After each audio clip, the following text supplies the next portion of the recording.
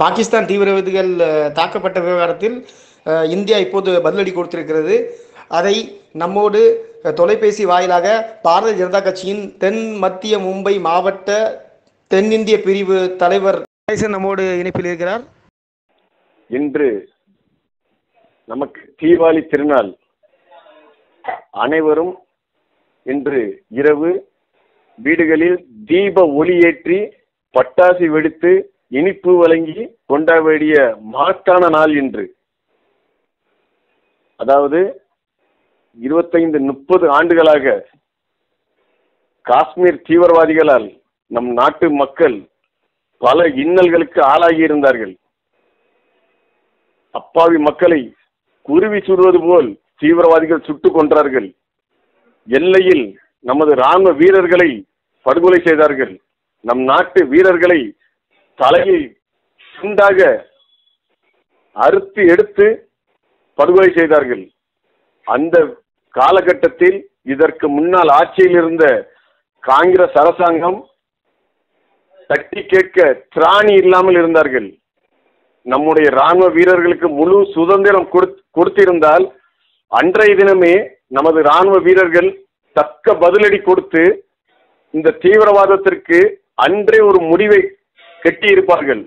ஆனால் நம்மை ஆண்ட காங்கிரஸ் அரசாங்கம் திராணி இல்லாமல் இஸ்லாமிய சமுதாய மக்களின் வாக்கு வங்கிக்காக இராணுவத்தினரின் கையை கட்டி போட்டு விட்டார்கள். அதன் விளைவு பல்லாயிரக்கணக்கான அப்பாவி மக்கள் படுகொலை செய்யப்பட்டார்கள். பல நூறு ராணுவ வீரர்களை நாம் பலி கொடுத்திருக்கிறோம். அன்றே பாகிஸ்தான் காஷ்மீர் மீது படையெடுத்து ஒரு போர் நடந்த பொழுது சர்தார் வல்லபாய் பட்டேல் சொன்னார்கள், இன்னும் ஒரு நாள் அவகாசம் கொடுங்கள், அவர்கள் பிடித்த காஷ்மீரையும் நாம் மீட்டி விடலாம் என்று. அன்றைய தினம் பாரத பிரதமர் நேரு அவர்கள் போரை நிறுத்துங்கள் என்று சொன்ன ஒரே காரணத்தினால் இன்று வரை அந்த துயரத்தை நாம் அனுபவித்துக் கொண்டிருக்கிறோம். அந்த ஆக்கிரமிப்பு காஷ்மீரில் இருந்து தீவிரவாதத்துக்கு விதை போட்டு வளர்த்து இன்னைக்கு மரம் செடி வளர்ந்து நாம் இன்று அதனுடைய கஷ்டங்களை அனுபவித்துக் கொண்டிருக்கிறோம். அங்கிருந்து தீவிரவாதிகள் நம் நாட்டிற்குள் ஊடுருவி பல இன்னல்களுக்கு நாம் இன்று ஆளாகி கொண்டிருக்கிறோம். ஆனால் பாரத பிரதமர் நரேந்திர மோடி அவர்கள் குறிப்பிட்டார், 42 வீரர்களுக்கு தகுந்த பதிலடி கொடுப்போம், அதனுடைய பாடம் புகட்டுவோம் என்றார். அதே போல் இன்று அதிகாலை 3:30 மணிக்கு நம்முடைய விமானப்படைக்கு முழு சுதந்திரம் கொடுத்து நீங்கள் என்ன வேண்டுமானாலும் செய்யுங்கள் என்று ராணுவ வீரர்களின் கையை அவுத்து விட்டார். அவர்கள் சுதந்திரமாக செயல்பட்டு நம் இந்திய ராணுவ வீரர்களின் வீர திறமை என்று காண்பித்து விட்டார்கள்.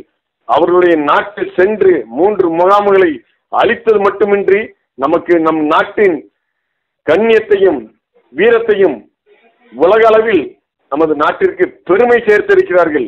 அதனால் இன்றைய போருக்கு தலைமை தாங்கி நடத்திய அந்த தளபதிக்கு என்னுடைய முதல் வீர வணக்கத்தை நான் தெரிவித்துக் கொள்கிறேன். அந்த தளபதிக்கு அவர்களுடைய பொற்பாதங்களை தொட்டு நான் என்னுடைய வீர வணக்கத்தை தெரிவித்துக் கொள்கிறேன். அவர்களின் கரத்தை வலுப்படுத்தும் வகையில் ராணுவ வீரர்களின் சுதந்திரமாக போர் தொடுக்க அனுமதி கொடுத்த பாரத பிரதமர், பாரத தாயின் தவ புதல்வன் நரேந்திர மோடி அவர்களுக்கு என்னுடைய 2வது வணக்கத்தை தெரிவித்துக் கொள்கிறேன். மீண்டும் இதுபோல் வாலாட்டினால் உலக வரைபடத்தில் பாகிஸ்தான் என்ற நாடே இல்லாத அளவிற்கு அழித்துவிடக்கூடிய திறமை நமது இராணுவத்தினருக்கு இருக்கிறது என்பதை உலகளாவிய அளவிற்கு இன்றைய நமது இராணுவத்தினர் காண்பித்து விட்டார்கள். இன்று வரை அவர்கள் யோசித்துக் கொண்டிருக்கிறார்கள், என்ன நடக்குமோ, என்ன நடக்கக்கூடாதெல்லாம் நடந்து விடுமோ என்ற யோசனையில், பயத்தில் பாகிஸ்தான் மக்களும் சரி, பாகிஸ்தானை ஆண்டு கொண்டிருக்கும் ஆட்சியாளர்களும் சரி, தீவிரவாதிகளும் சரி பயத்தில் இருக்கிறார்கள். இதன் வாயிலாக நான் ஒரே ஒரு எச்சரிக்கை மட்டும் விடுகிறேன். அந்நிய தீவிரவாதிகளுக்கு உள்நாட்டிலிருந்து வால் பிடிக்கும் இன துரோகிகளே, இனிமேல் அடங்கிவிடுங்கள். அந்நிய நாட்டில் புகுந்து அவர்களுடைய தீவிரவாத முகாம்களை அழித்த நாங்கள் உள்நாட்டில் இருக்கின்ற உங்களை அழிப்பதற்கு எங்களுக்கு வெகு நேரம் ஆகாது. இனிமேலாவது திரும்பி விடுங்கள். தாய் நாட்டிற்கு, நாங்கள் வாழும் நாட்டிற்கு விசுவாசமாக தாய் மண்ணிற்கு விசுவாசமாக இருங்கள் என்று கூறி மீண்டும் ஒருமுறை ராணுவ வீரர்களுக்கு என்னுடைய வீர வணக்கத்தை செலுத்துகிறேன்.